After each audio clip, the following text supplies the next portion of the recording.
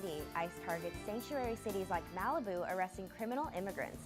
Details on the large-scale raid. And tour bus troubles, how California's new law may restrict how tourists can see the stars in Malibu. News at 5 starts now.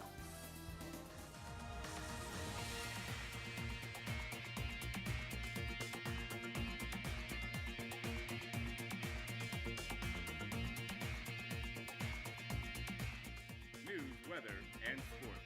Live from Malibu, this is NewsWaves 32. Targeting sanctuary cities, ICE raids across the country and here in LA capture nearly 500 undocumented criminal immigrants. Good evening, I'm Logan Hall. And I'm Jennevieve Fong, and you're watching the Thursday night edition of NewsWaves. As part of Operation Safe City, ICE officers raided sanctuary cities over the last few days, arresting 498 people for immigration violations, with 101 of them being in Los Angeles. 42 counties were targeted as a part of the large-scale operation. 317 of the people arrested had criminal convictions. Sanctuary cities do not comply with federal immigration rules. Outside of Los Angeles, only San Bernardino, Santa Ana, and Malibu are sanctuary cities. Malibu passed the resolution to become a sanctuary city in a 3-2 vote in March. ICE said participants in the DACA program were not targeted in this raid. The Santa Monica Malibu Unified School District is standing with dreamers. The district has joined forces with the Santa Monica College and the City of Santa Monica to raise money to help DACA renewal fees. So far, $60,000 have been raised to assist with the $505 application fee. The district says $6,500 of the money is specifically going to SMM USD students. The effort will keep going until next Thursday, the day of the renewal deadline. The Board of Education resolution states that all SMM USD campuses are safe zones for every student. In the rise of high crime in Calabasas, police have arrested 3 men in connection to a recent home invasion. Vernell White, Carl Deloche, and Michael Robinson, documented gang members, are accused of stealing cash and items worth more than $200,000. They are suspected of breaking into a home on the 22500 block of Charleston Drive last month. Authorities are in search for a 4th suspect. Preparing for a violent attack, they have become all too common. Tonight, Malibu is taking action. A town hall meeting focused on mass shootings and vehicle attacks is about to get underway at City Hall. NewsWaves reporter Araceli Crescencio joins us with what will be presented. Araceli? That's right, Logan. The city of Malibu is preparing citizens for all possible violent threats. Mass violence incidents or terrorist attacks are something Malibu residents may not want to think about. But from San Bernardino to Orlando, we know they can happen anywhere. That's why the city is focusing on how to prepare Malibu residents to act during incidents such as mass shootings or vehicle ramming attacks during a town hall public safety meeting tonight.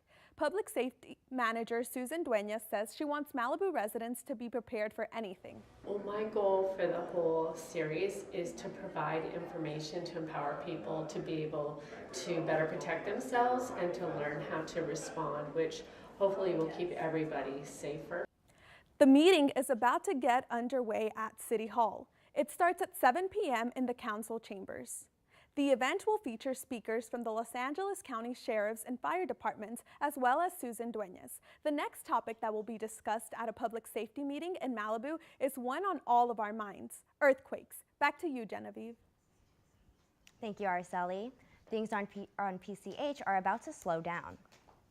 Caltrans is working to prevent the highway from sliding down towards the ocean near Escondido Creek. The company plans to drop the speed limit to 35 miles per hour on PCH near the cove during construction. Crews began working to remove the center median and restripe the lanes between Paradise Cove and Latigo Canyon. The project will take 2 years and $5.2 million, wrapping up in the fall of 2019. There might be more traffic in Malibu Canyon this weekend as Topanga Canyon is shutting down overnight for burn area repairs. Starting at PCH, the canyon will be closed from Saturday night at 9 until 5 a.m. Sunday morning. Caltrans will be working to repair burn damages from a wildfire earlier this year. The repairs are intended to limit the danger of rock slide closures. Detour signs will be posted along the PCH and the 101. Malibu tourists may be taking a different route to see the stars. The tour buses and vans on PCH may now be regulated by the City of Malibu.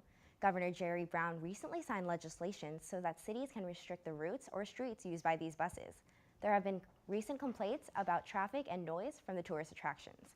The new state law was carried out by some tour buses were revealed to be operating unsafely without their proper permits. And it's supposed to add appeal, but residents say Lake Calabasas needs a serious cleanup. NewsWaves 32 reporter Kate Chapman was at the City Council meeting last night where plans to rid the lake of pollution were discussed. Kate? Tonight at the Calabasas City Council meeting, members of the council heard opposition regarding maintenance on the Calabasas Lake that they were not expecting. Residents say Lake Calabasas, the only body of water in the city, is gross. It's filled with algae and pollution from birds. After hearing complaints from residents who live near the 21-acre man-made lake, the City Council discussed the recommendation to approve a 3-year agreement for a chemical water treatment company to clean it up. The current cost to clean up and maintain the lake would be just under $1 million. Calabasas residents at the meeting voiced concerns about the level of algae, as well as the presence of other species like geese around the lake. A consultant from Arch Chemicals was on hand to address some of the community's concern.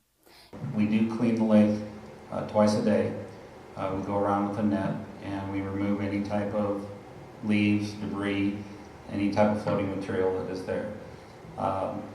Yes, it is a natural lake. It is an ecosystem, and we do accept a lot of runoff from the surrounding streets and things like that. He is willing to walk around the lake with anyone who may be concerned about its maintenance.